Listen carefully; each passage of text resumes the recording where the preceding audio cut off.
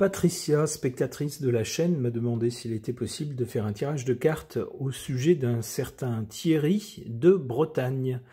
Alors c'est pas tout à fait son nom, ça reprend quelque chose, son nom n'est pas en deux parties mais en un seul mot, et ça a un rapport avec cette région de France, ça qualifie les gens qui y habitent. Mais il vaut mieux ne pas dire exactement le mot sur YouTube, il vaut mieux rester prudent. Donc on va parler de Thierry de Bretagne. C'est un monsieur qui a été à la tête d'une grande entreprise française et qui se trouve maintenant dans les institutions du Club des 12 étoiles et qui ne fait pas l'unanimité. Alors, qu'est-ce que les cartes peuvent nous dire au sujet de ce Thierry de Bretagne ? J'interroge pour cela le tarot encore.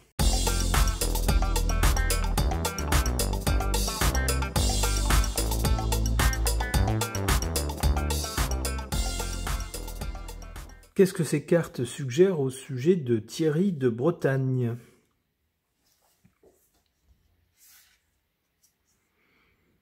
Pour son passé ou ce qui a prévalu jusqu'à présent, on a le monde. C'est quelqu'un qui a réussi. C'est-à-dire quelqu'un dont la position sociale est enviable. C'est quelqu'un qui a fait sa place au sein d'abord d'une grande entreprise, très grande entreprise française, et puis maintenant qui se retrouve dans les institutions, non pas au niveau national, mais au niveau du continent, au niveau européen. Donc on peut effectivement parler de réussite pour ce monsieur, en tout cas au niveau professionnel.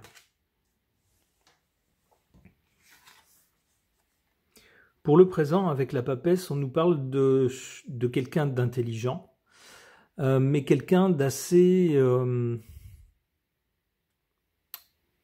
comment dire ça?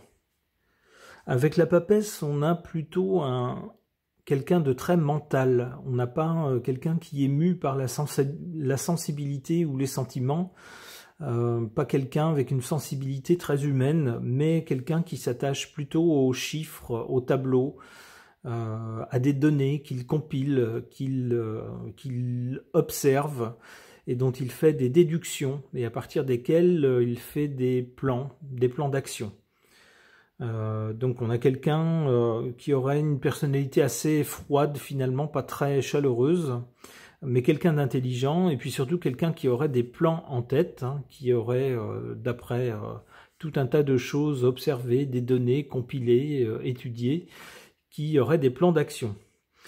Mais la papesse nous parle aussi de secrets, c'est-à-dire qu'il y a des choses concernant ce monsieur. Alors d'abord, c'est pas quelqu'un qui ouvre trop sa bouche, il l'ouvre de temps en temps quand on lui demande ou quand il estime avoir quelque chose à dire, mais bon, le reste du temps, non. Ce qui correspond assez bien à la papesse. Mais on nous dit aussi que c'est quelqu'un qui cache des choses. La papesse ne dit pas tout. Toutes les données qu'elle a compilées dans son livre, elle les garde pour elle. Le livre ici est fermé. Et elle le tient fermement. Elle ne le donne pas à n'importe qui. Donc ça serait quelqu'un vis-à-vis de qui il y aurait peut-être des choses à découvrir. Pour l'avenir de ce monsieur, eh ben c'est très mauvais. Vous voyez ce crâne sur cette carte, ça symbolise la fin de quelque chose. Alors j'espère que ça ne sera pas la fin de sa vie. On peut ne pas aimer quelqu'un, ne pas apprécier quelqu'un, c'est pas pour autant qu'il faut souhaiter du mal au niveau personnel, bien sûr. Mais ça semblerait signer au moins la fin d'une situation, par exemple. Peut-être la fin de son poste, peut-être la fin d'une institution dans laquelle il sera. En tout cas, quelque chose arrive à sa fin, et assez rapidement d'ailleurs, puisque c'est la première carte qui sort du côté de l'avenir. Alors c'est pas forcément... ça me vient maintenant, c'est la fin de quelque chose, et c'est vrai que ce crâne n'est pas très engageant, mais finalement c'est pas forcément quelque chose de négatif, ça peut être lui aussi qui quitte son poste, parce qu'il a une meilleure opportunité. Et à ce moment-là, ça s'arrête au niveau de son poste actuel. Ça peut être ça aussi.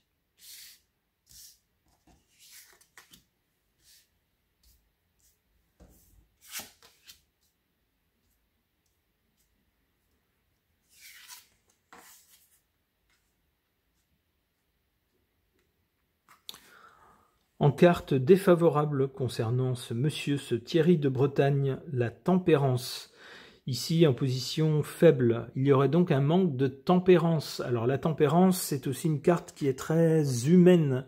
Elle essaye d'arrondir les angles pour que les choses ne soient pas trop dures, pour essayer d'adoucir un peu les choses. Eh ben ici, c'est en position faible, donc c'est quelqu'un qui, au contraire, ne cherche pas à adoucir les choses, estime que parfois il y a des choses à dire ou à faire, et que c'est comme ça. Il faut tout simplement prendre la mesure ou l'imposer. Point. C'est pas quelqu'un de très rond, entre guillemets. On nous dit que ça joue en sa défaveur. Bien sûr, hein, on n'est pas populaire quand on annonce des choses de façon un peu trop brutale, surtout quand il s'agit de choses désagréables. En sa faveur, la Maison Dieu, c'est-à-dire un événement assez violent, inattendu, qui soit le touchera lui, soit touchera l'environnement dans lequel il évolue. Alors ça pourrait être un événement inattendu qui touche les institutions du Club des 12 étoiles, par exemple. Alors ça jouerait en sa faveur. On aurait quelqu'un qui tombe, alors pas forcément lui, puisque si c'est lui qui tombe, je pense que ça sera plutôt défavorable quand même. Donc là, ce sera peut-être quelqu'un d'autre que lui qui tomberait de façon assez inattendue dans son entourage, et ça sera une opportunité pour lui.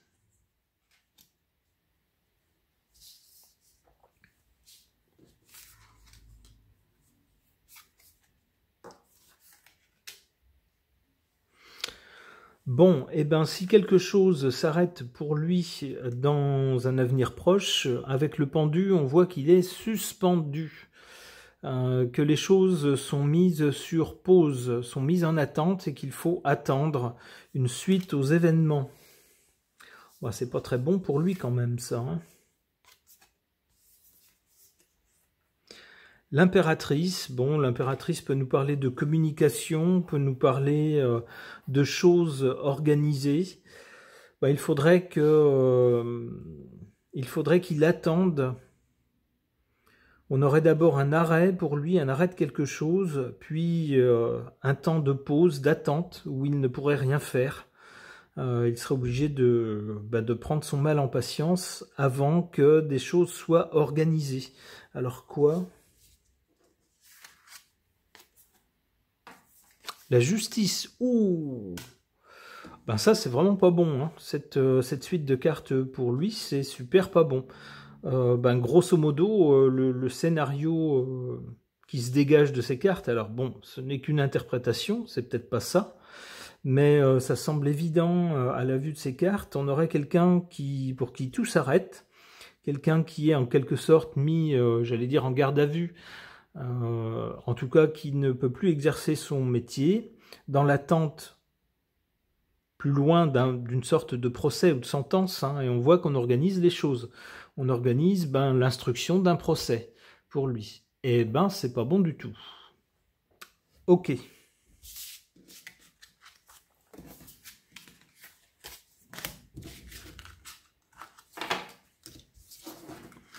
Alors ça me vient maintenant, je pense tout d'un coup à une mise en examen ou quelque chose comme ça. Pour voir ce que les cartes peuvent suggérer au sujet de Thierry de Bretagne, j'interroge mon oracle des personnages.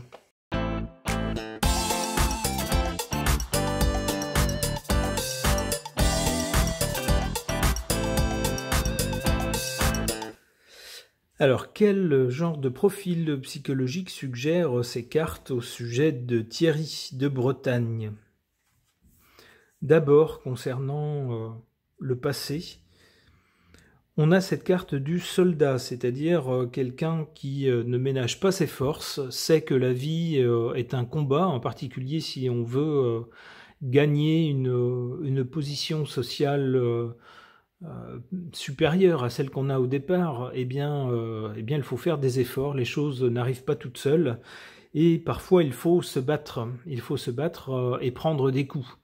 Donc il faut être prêt pour cela. Tout le monde, ce n'est pas la mentalité de tout le monde, mais il semblerait que ce soit la mentalité de ce monsieur qui est en fait considéré dès le départ qu'il allait falloir se battre pour arriver là où il voulait arriver.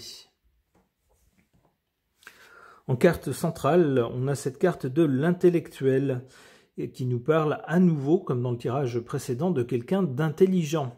Donc il ne s'agit pas non plus juste de postuler à un emploi et puis d'apprendre des choses, mais également de saisir en fait toute l'organisation en fait qu'il y a autour du pouvoir, les liens entre les gens, quels gens ont réellement le pouvoir et quels gens ne l'ont pas, sur qui est-ce qu'on peut compter et sur qui est-ce qu'on ne peut pas compter. Jouer en fait également avec toute cette dimension-là, la dimension sociale et puis la dimension des rapports de force entre les gens pour également comprendre comment tout fonctionne, tout est organisé, parce qu'on a une organisation théorique du pouvoir, des institutions, mais on sait que dans la réalité, c'est pas toujours conforme à la théorie. Il y a des gens qui devraient faire des choses qu'ils ne font pas, d'autres qui ne sont pas censés faire certaines choses, mais qui les font quand même. Vous voyez ce genre de choses. C'est ce qu'il faut essayer de comprendre. Eh bien, il semblerait que ce monsieur soit suffisamment intelligent pour avoir compris tous les rouages du système. À l'arrivée, au résultat, on a cette carte de l'extraterrestre, c'est-à-dire de quelqu'un qui parfois se demande ce qu'il fait là. Parfois ne comprend pas tout à fait le monde dans lequel il se trouve.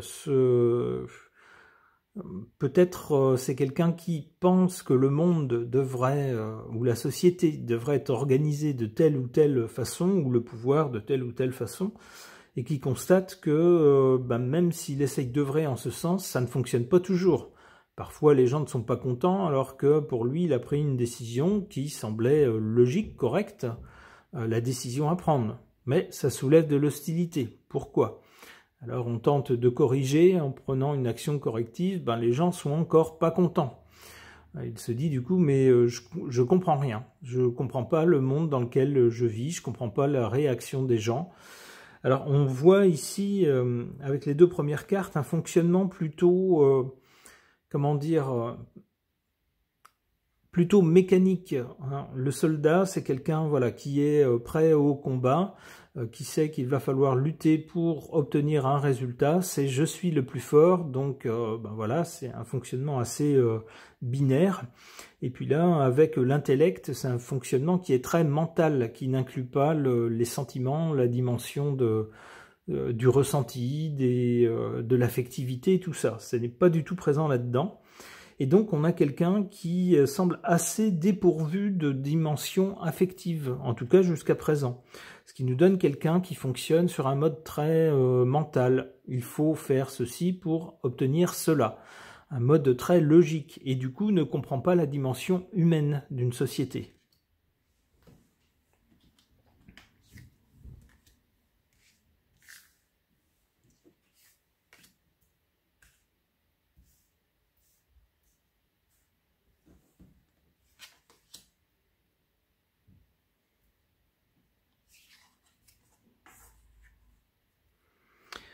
En carte défavorable pour ce monsieur, on a cette carte du jouisseur, c'est-à-dire que si c'est quelqu'un qui s'est battu pour être à la tête d'une grande entreprise, puis pour faire son trou dans les institutions du Club des 12 étoiles, c'est pas pour rien. C'est pour, si j'ose dire, le plaisir. C'est pour pouvoir en profiter, pour être à l'abri du besoin, et puis pouvoir ensuite ne jamais être gêné par des questions d'argent, des questions financières, pour pouvoir jouir de la vie. Alors attention, parce que avec cette carte en position défavorable, ça tendrait à nous dire que ça tourne à l'avidité qui prend le pas sur toute autre valeur, et que ça devient un problème pour lui, ça devient un défaut pour ce monsieur. L'idée d'avoir un poste à pouvoir, un poste bien payé pour pouvoir absolument en profiter sans compter. Ça devient quelque chose de problématique. Alors cette carte dément l'interprétation que j'avais fait tout à l'heure de cette suite de cartes. On a cette carte du côté sentimental qui serait en faveur de ce monsieur, c'est-à-dire qu'on aurait bien quelqu'un qui aurait des sentiments, alors bien cachés, hein, puisqu'ils n'apparaissent pas dans les 3 premières cartes, mais qui aurait quand même des sentiments, sauf que on nous dit que si c'est ce qui met de la valeur à une vie d'être humain, hein, si sans les sentiments, sans la dimension humaine, on serait des sortes de robots biologiques, sans état d'âme, sans impression, sans bonheur, sans malheur, c'est pas une vie, quoi. Donc c'est bien les sentiments qui mettent le côté humain, qui donne à la vie humaine son côté humain. Attention quand même à ce que les sentiments ne prennent pas le pas à un moment donné sur le reste. Attention aussi à ce que ces sentiments à lui ne viennent pas contrecarrer les sentiments des autres, ne prennent pas le pas sur les sentiments des autres. C'est-à-dire, j'ai le sentiment que moi, si je prends telle décision, ça me sera favorable à moi, mais je m'occupe pas des autres. Vous voyez, ça peut poser ce problème-là.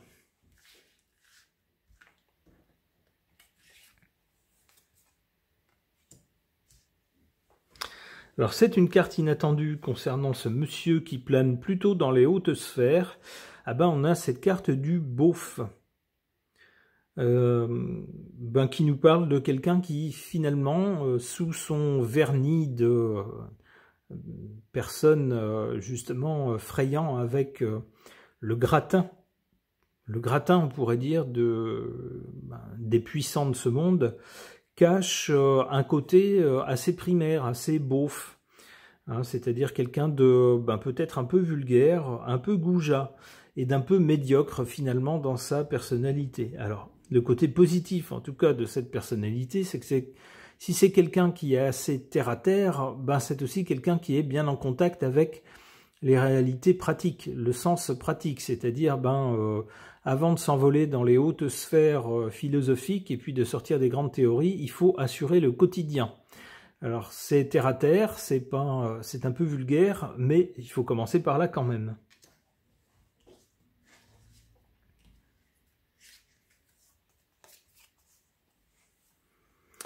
Dernière carte, et c'est du côté de l'avenir, la victime. Alors ça me fait penser au tirage précédent, qui semblait prédire une fin pas terrible pour ce monsieur. Quelque chose du genre mise en examen ou interruption de son poste pour des affaires de justice. Eh bien ici, du côté de l'avenir, on a cette carte de la victime, quelqu'un qui se présenterait comme une victime, c'est pas de ma faute, ce qu'on me reproche, j'y suis pour rien, j'ai fait ce qu'on m'a demandé de faire, c'était dans mon poste, je pouvais pas faire autrement, tout le monde m'en veut, on cherche à m'abattre, etc. Vous voyez, ce genre de mauvaise foi. Bon, eh bien nous verrons si à l'avenir, effectivement, il y a des éléments qui vont dans le sens de cette carte. Ce tirage est maintenant terminé, merci de l'avoir suivi.